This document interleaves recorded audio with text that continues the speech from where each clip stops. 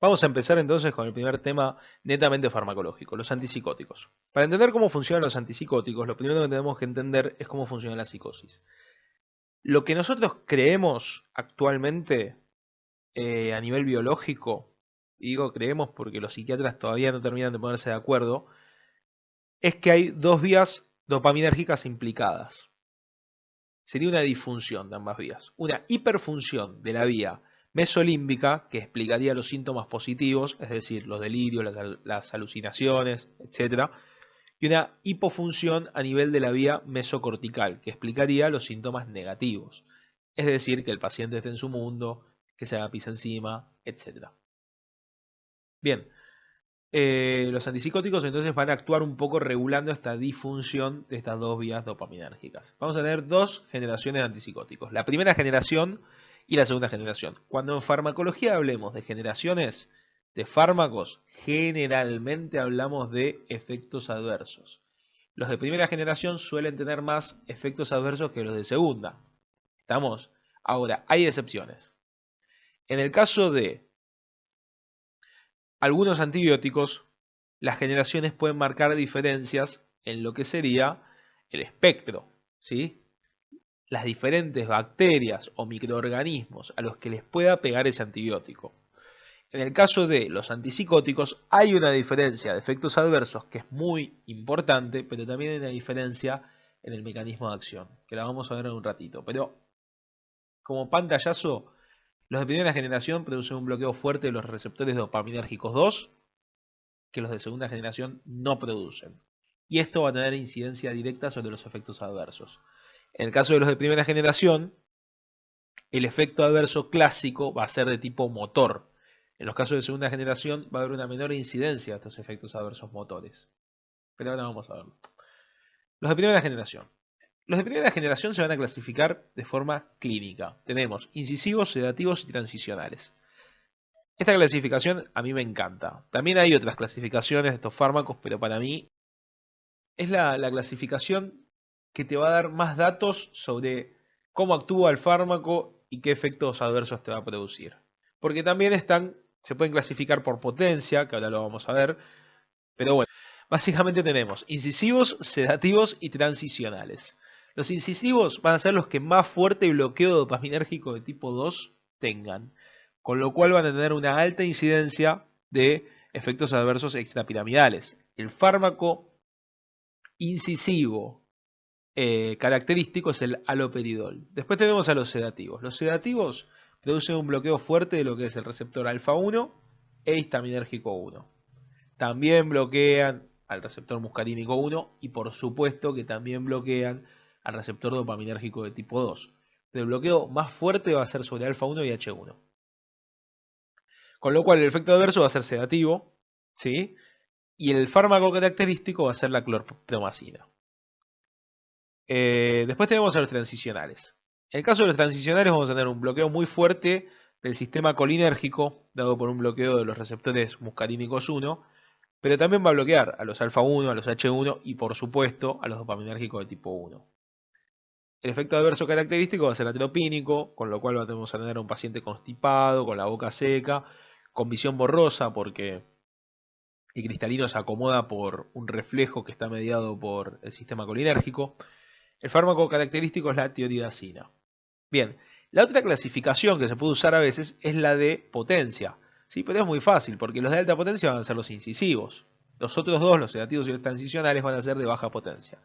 Ahora, ¿y la eficacia? Bueno, acá tenemos un problema, porque resulta confuso. En el libro lo que nos dice es que son isoeficaces, pero mezcla parámetros farmacocinéticos de lo que es farmacología convencional, ciencia dura, con farmacología clínica, porque nos habla de la eficacia antipsicótica. Si vamos a ser estrictos, no tienen eficacia. ¿Por qué? Porque para tener eficacia tiene que ser agonista, y estos son todos antagonistas. Pero, como nos habla de algo clínico, sí tienen eficacia, y es la eficacia antipsicótica. No obstante, este concepto de que son isoeficaces en realidad no es aplicable, ¿sí? Porque si bien son isoeficaces, la dosis necesaria para poder alcanzar esa isoeficacia en el caso de un sedativo o un transicional es tan alta que es inaplicable. Con lo cual, podemos decir que son isoeficaces, pero no son isoefectivos. La diferencia entre eficacia y efectividad es que la eficacia es el efecto en condiciones perfectas, es decir, en un laboratorio. La efectividad es el efecto en condiciones reales, in vivo, en un paciente, en una persona viva. Respecto a los efectos adversos pueden diferenciarse entre tempranos y tardíos. Los efectos adversos tempranos van a ser todos los que pasen antes de los 3 meses, los tardíos van a pasar después de los 3 meses. Los tempranos, vamos a tener las distonías agudas, que lo más frecuente es una crisis oculocefalógira, ¿sí? Que el paciente tira la cabeza para atrás y los ojos para arriba. Acaticia. La acaticia, cuando uno lo lee en un libro de semiología o en un libro de psiquiatría, a uno le parece que es un efecto adverso medio pelotudo, porque uno dice, ah, bueno, el paciente se siente medio inquieto. Sí, bueno, es lo que uno piensa, que es un efecto adverso medio pelotudo, pero para el paciente es un efecto adverso súper incómodo. Es un efecto adverso muy desagradable. ¿Estamos? Y bueno, después tenemos parkinsonismos, que bueno, se va a expresar como un auténtico síndrome, una auténtica enfermedad de Parkinson. La diferencia es que histopatológicamente no tenemos nada. ¿Por qué? Porque es producido por un fármaco, no por una enfermedad real a nivel histopatológico. Por último, el efecto adverso más temido es el síndrome neuroléptico maligno. El síndrome neuroléptico maligno lo vamos a ver con más detalle en un video que tengo preparado, que es sobre diagnóstico diferencial de los síndromes de neuropsicofarmacología. Pero para darle un cierre a esta parte en este video, vamos a decir que es un cuadro de rigidez extrema acompañado por aumento de la presión arterial, ¿sí? Y aumento de la temperatura corporal, ¿sí? Estas tres cosas, aumento de la presión, de la temperatura corporal y la rigidez, van a tener impacto directo sobre el músculo estriado. El músculo estriado va a empezar a dañarse y este daño al músculo estriado puede tenernos como consecuencia cosas peores como rhabdomiólisis, mioglobinuria y en última instancia una insuficiencia renal aguda. ¿Estamos? Pero quedémonos con esto nada más. Después tenemos efectos adversos tardíos, que van a ser fundamentalmente disquinesias tardías. Vamos a dejarlo ahí. Después tenemos otros efectos adversos característicos que van a ser sedación e hipotensión ortostática. El aumento de peso puede aparecer, ¿sí? Pero no es característico o tan característico de este grupo de antipsicóticos. ¿Estamos? Otros efectos que pueden aparecer van a ser la visión borrosa, que yo ya dije que es por bloqueo muscarínico 1, la disminución del umbral convulsivo, que no se sabe bien por qué carajo pasa, alteraciones del electrocardiograma, porque todos estos fármacos van a producir prolongación del intervalo QT, así como también prolongación del PR, retención urinaria, constipación, sequedad bucal. Todo esto pasa por bloqueo muscarínico, ¿sí? Son anticolinérgicos, por eso aparecen estas tres cosas. Y después, bueno, tenemos hiperprolactinemia, que hay que recordar que la dopamina, a través de sus receptores dopaminérgicos de tipo 2, es uno de los factores que inhiben con mayor fuerza la secreción de prolactina. Con lo cual, si yo bloqueo estos receptores, es lógico que aparezca hiperprolactinemia. Y hay otros efectos adversos que son un poco más difíciles de explicar por el mecanismo de acción. Hay algunos que no tienen una explicación certera, como la granulocitosis, y hay otros que tienen una explicación posible, como la ictericia colestática, que en este caso, bueno, uno puede llegar a pensar que tiene que ver con el bloqueo muscarínico 1, pero a ciencia cierta no se sabe si es por esto. ¿Estamos? Bien, continuemos con los fármacos de segunda generación. En el caso de la segunda generación, vamos a tener una serie de condiciones para convertir estos fármacos en verdaderos antipsicóticos de segunda generación. Esto puede ser una menor afinidad por los receptores dopaminérgicos de tipo 2, ¿sí? Yo acá puse una rápida disociación de los mismos. Bueno, lo de rápida disociación tiene que ver con la avidez que tenga esa unión. Pero quedémonos con lo de la afinidad, que es mucho más fácil de ver, me parece. Después tenemos que el bloqueo dopaminérgico sea selectivo al nivel mesolímbico. Esto es un poco más raro, pero hay fármacos que a nivel experimental son prometedores, ¿sí? de generar un bloqueo selectivo. Después tenemos el bloqueo serotoninérgico 2A. Esto puede parecer medio descabellado, pero bueno, el bloqueo del receptor de serotonina 2A tiene que ver en el sentido de que vuelve un poco más selectivo al bloqueo dopaminérgico. Es decir, que produce que el bloqueo dopaminérgico a nivel cortical y nigroestriado no sea tan violento, ¿sí? Y que los efectos adversos estén un poco limitados. ¿Estamos? Sin embargo, en el sistema límbico, este bloqueo no va a tener ningún efecto, con lo cual los síntomas positivos deberían bajar también, ¿sí? Sería algo más como para ayudar al bloqueo dopaminérgico. Después tenemos al agonismo parcial dopaminérgico 2A. Hay que recordar el concepto de agonista parcial. El agonista parcial es un agonista que una sustancia que puede comportarse como antagonista o agonista dependiendo de la concentración del ligando endógeno. Es decir, en una vía hiperfuncionante, un agonista parcial se va a comportar como antagonista y en una vía hipofuncionante, un agonista parcial se va a comportar como agonista. ¿Sí? Hay un solo fármaco, que es el aripiprazol. Igual ahora lo vamos a ver, pero bueno.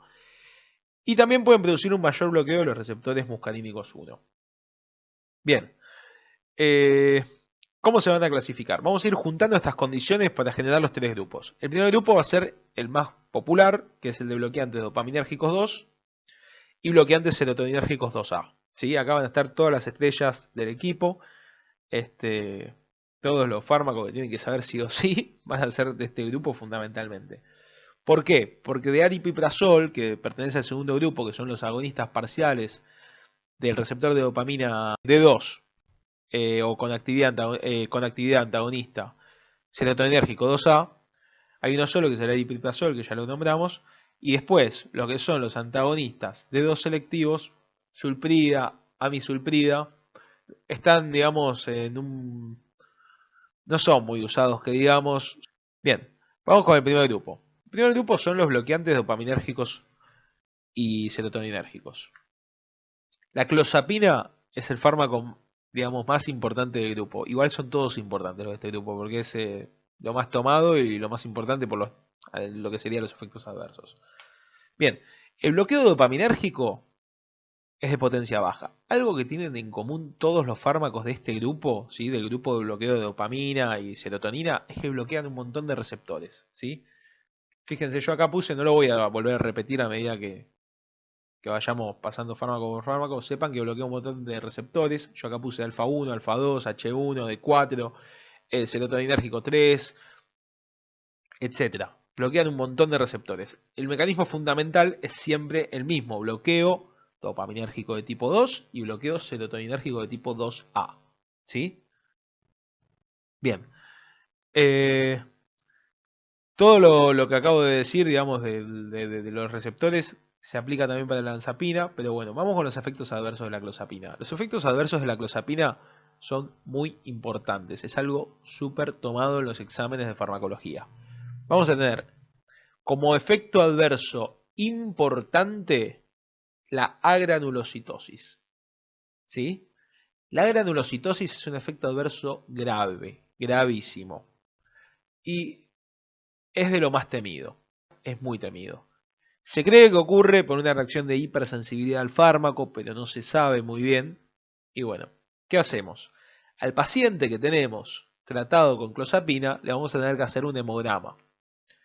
¿Cada cuánto? Cada una semana durante 18 semanas. Después de haber hecho esto de un hemograma por semana durante 18 semanas, vamos a seguir haciéndole un hemograma, pero ahora cada un mes va a ser. ¿Sí? Otros efectos adversos importantes pueden ser las convulsiones y la insuficiencia renal. Pero, si en un examen te preguntan efecto adverso grave de la clozapina y te piden uno solo, no tenés que poner otra cosa que no sea granulocitosis. Yo se los digo por experiencia propia, ¿sí? Yo soy el que está hablando ahora, pero yo he puesto insuficiencia renal y me han puesto un 1. No, un 1 no, pero me rompieron el culo igual. Entonces, granulocitosis. Estamos de cajón. Porque los otros dos, insuficiencia renal, además, yo siempre lo digo, todos los fármacos tienen en su historia una insuficiencia renal metida en el placar.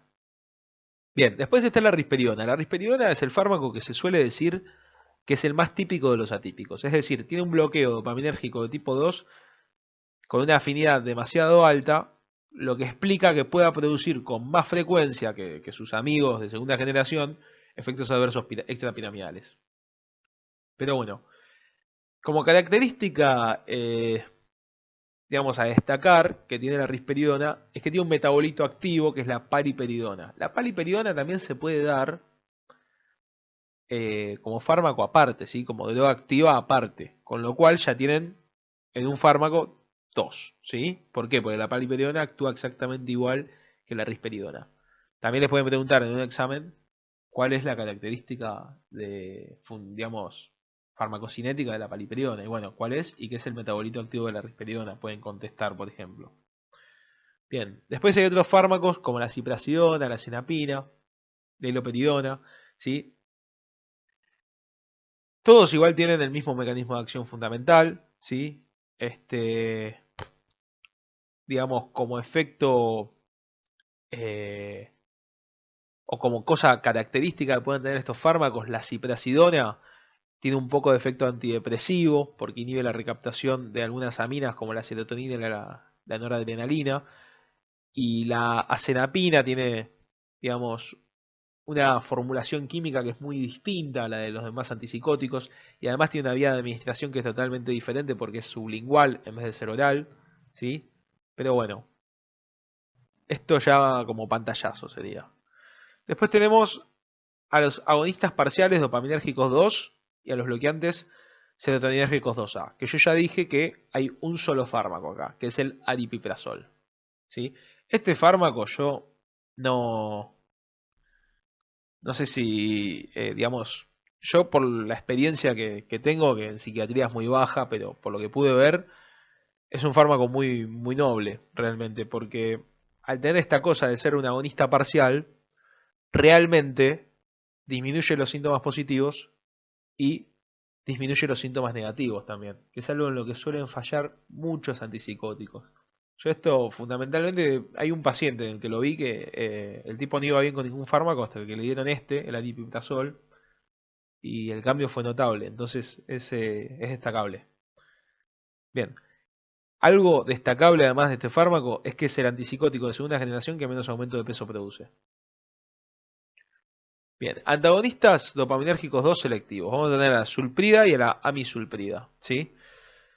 Bueno, a bajas dosis tienen selectividad presináptica y a altas dosis tienen selectividad posináptica, ¿sí? A nivel límbico fundamentalmente. Tienen poco efecto sobre la sustancia negra.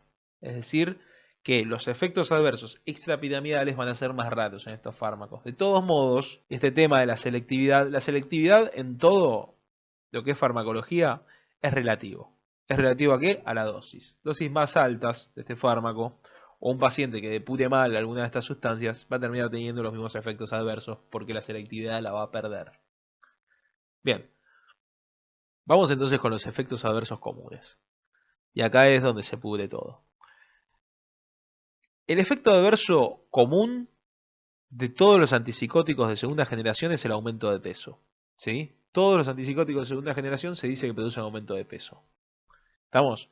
La clozapina y la olanzapina son los que más aumento de peso van a producir, seguidos por la risperidona y la quetiapina. En último lugar va a estar la ciprasidona y el aripiprazol. El aripiprazol, acuérdense que es el agonista parcial de los receptores dopaminérgicos 2, con lo cual tiene sentido que produzca un aumento de peso muy bajo o moderado, ¿sí? Va a haber otros fármacos, otros efectos adversos que puedan producir estos fármacos, como hiperglucemia o dislipemias, ¿sí? A su vez también pueden producir extrapiramidalismo, pero el que más, digamos, más chances tiene de producir extrapiramidalismo va a ser la risperidona, por esto que charlamos hace un ratito de que es el más típico de los atípicos, ¿sí? El que lo sigue va a ser el aripiprazol, después va a estar la ciprasidona y la olanzapina, y por último va a estar la quetiapina y la clozapina. Pero bueno, comparten otros efectos adversos con los de primera generación, como la sedación, la hiperprolactinemia, la hipotensión arterial, las arritmias por prolongación del QT, ¿sí? Son todos efectos adversos que son muy compartidos, como los efectos anticolinérgicos también. Bueno, efectos adversos. Acá es donde entramos en un terreno complicado. ¿Por qué? Porque uno va a encontrar que muchos docentes, muchos libros, y algún que otro resumen, habla de que los antipsicóticos de segunda generación como efecto adverso característico pueden producir síndrome metabólico. Y acá yo me rayo. ¿Cuál es el problema? El problema con el síndrome metabólico es que es un cuadro que está mal definido. No es un síndrome en realidad. Estrictamente hablando, si uno va a la definición de síndrome, es un conjunto de signos y síntomas, y en el caso del síndrome metabólico esto no se cumple. Esto es un cuadro de malos hábitos y estilo de vida que tiene como repercusión general aumentar el riesgo cardiovascular del paciente. El síndrome metabólico no es un síndrome porque no tiene síntomas. De hecho, hay guías que dicen que se puede diagnosticar síndrome metabólico solo con parámetros de laboratorio. Es una locura. Pero bien, yo me quedo corto para poder explicar esto. Realmente, me quedo corto. Yo siento que es como cuando jugamos el partido del Mundial contra Francia, como si hubiese venido Sampaoli y me hubiese dicho, sale Messi, entras vos, negro. La directiva es, te la damos a mitad de cancha, tenés que eludirlos a todos y meter el gol. Yo no lo puedo hacer.